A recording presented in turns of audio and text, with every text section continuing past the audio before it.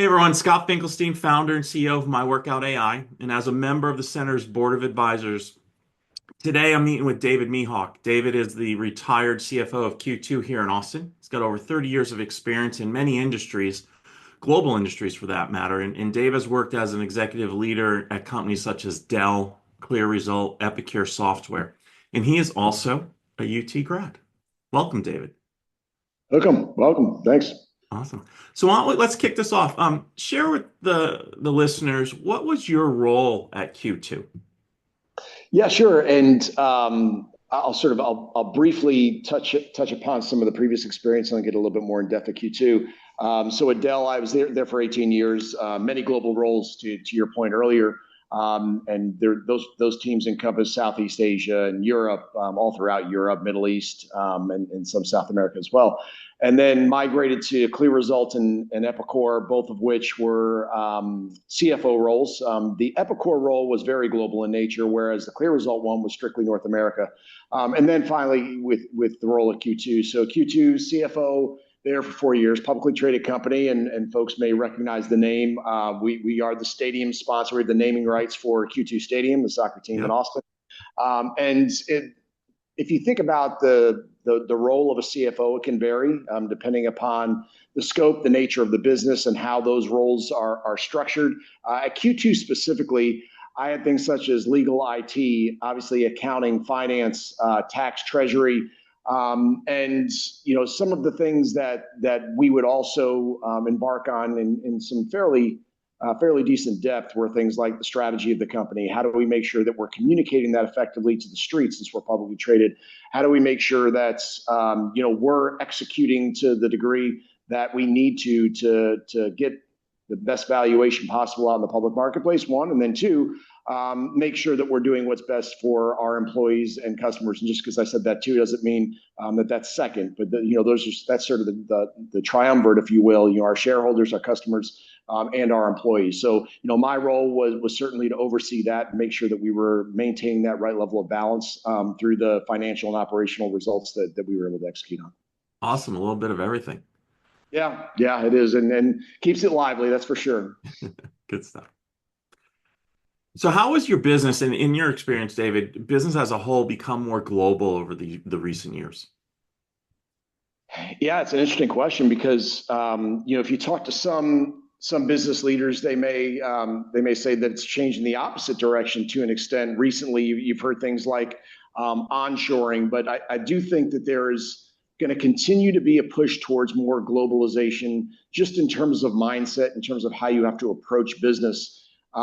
Because while there may be some impetus that it could be short term in nature, by short term, I typically think of that as being anywhere in the 3 to 5 year time horizon. You may see some things coming back onshore in terms of roles, and you may even see it in terms of business. I mean, you're seeing that in public marketplaces where companies are talking about pulling out of certain geographies. I don't think that's going to be a long-term trend. I do think it's going to be, again, my definition of short-term, and things do tend to work in cycles. When I was in Dell, as an example, globalization was one of the key drivers of the business, both in terms of utilizing the employee bases and the talent over in those locations more effectively, as well as doing business in those locations. Because there's two vectors around, in my mind, around globalization. One is doing business in those places, and the other is the talent aspect of it. So at Q2 specifically, just sort of fast forwarding to Q2 and my experience there over the last 4 years, we have absolutely been utilizing our global resources more effectively. The team over in India at Q2 has doubled in size essentially since I've been there. And that team is located in Bangalore. Fantastic talent base, and it complements the resources very well in the Austin community, as well as some of the other areas of the U.S. where we have business. Having that mindset around globalization and trying to make sure you're thinking that way and understanding that it's not just about doing business there. It could be about talent. It could be just about your suppliers. It's another vector that I didn't even discuss. There's a lot of aspects to that term global thinking or globalization. Yeah, and that leads into our third question, so which you basically already answered on global mindset and use that word, and you brought up a lot of great points there. It's obviously from a people person, you want to hire globally, right? Because you want that talent, you want to get the best talent. But like you said, you got to understand and maybe just touch real briefly a little deeper on understanding each country and the positives and or sometimes the what's the word, the pitfalls of certain countries if you're not aware of what's going on to do business specifically there. Yeah, and it can be very, very complex. And the one thing I would say is I've been very fortunate in most of my endeavors to have a strong team around me that understands how to really decipher the most effective ways to do business in different countries, one, and then two, how to navigate the regulatory environment. So I'll give you a great example of that. At Q2, there was a finance leader that was over the finance team that we had in Bangalore.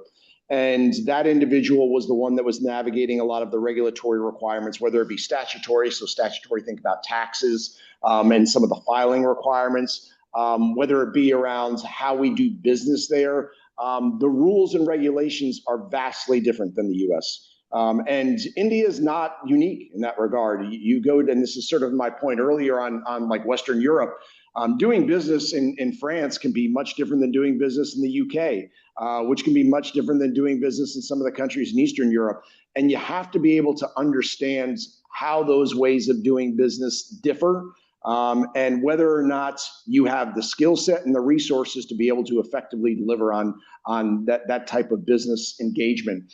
And it's something that I've learned over time, and the best way that I've learned in that regard is one, from the people I work with, but two, and this is second to none really, is immersing yourself and going over into those cultures and doing business. As an example, at Dell, while I managed teams over in Southeast Asia, I didn't get a great appreciation for some of the challenges they faced and some of the opportunities, quite frankly, they had until I spent some weeks over in Kuala Lumpur or in Singapore or in Penang, which is also a business area in Malaysia.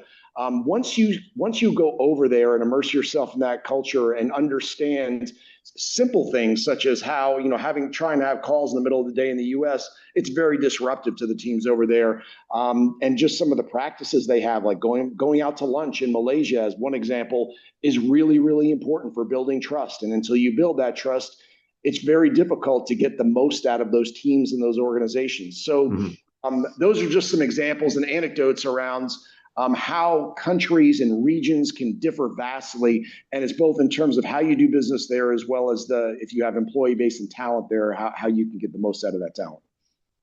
Good stuff. And that kind of leads into our next question. You've touched on it. So if there's more to add, if there's anything else to add, why does having a global mindset matter for employees in your organization?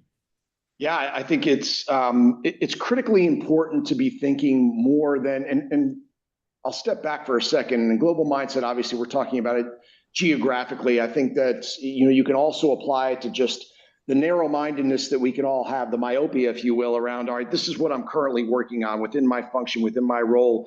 I strongly encourage folks to think outside their role. So if I'm in finance, I should be thinking about operations and sales, understanding how they're interconnected. Same thing applies to global in terms of geography.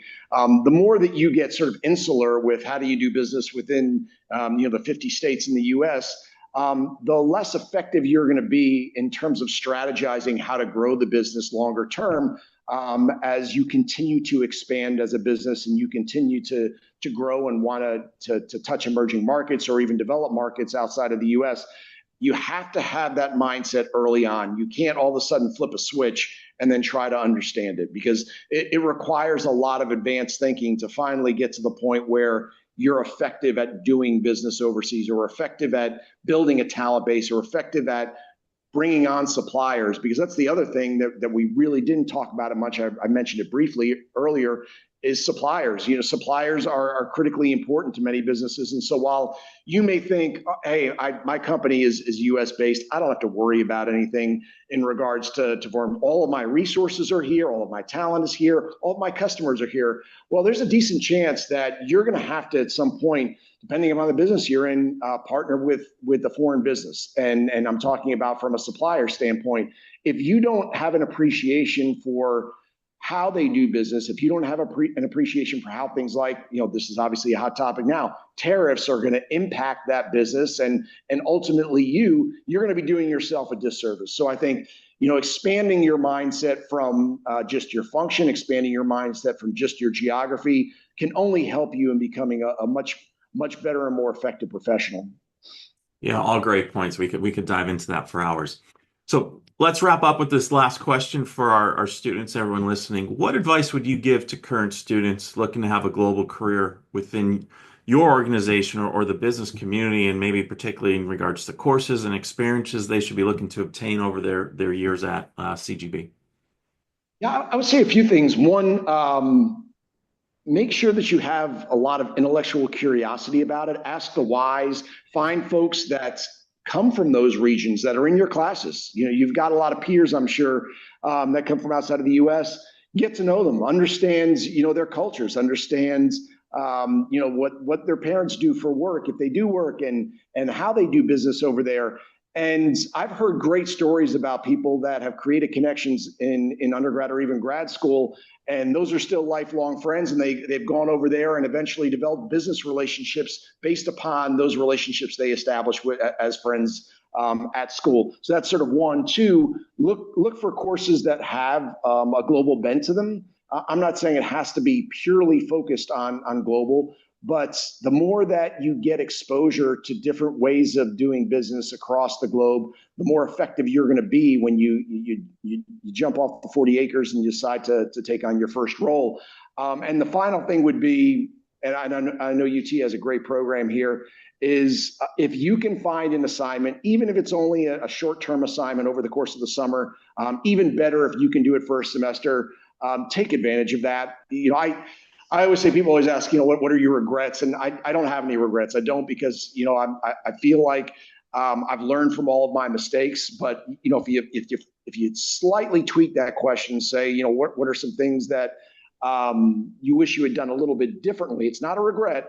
It would be, I wish I did a semester overseas, or I wish I did, a couple of months overseas for during the summer, because, as I said earlier, immersing yourself in a culture, even if it's just for a month, you just get a completely different appreciation and perspective than you will sitting in a classroom setting. And don't get me wrong, classroom settings are great. You're going to learn a lot from those classroom settings. But if you can go over there for a semester or even a month, you will definitely reap a lot of benefits.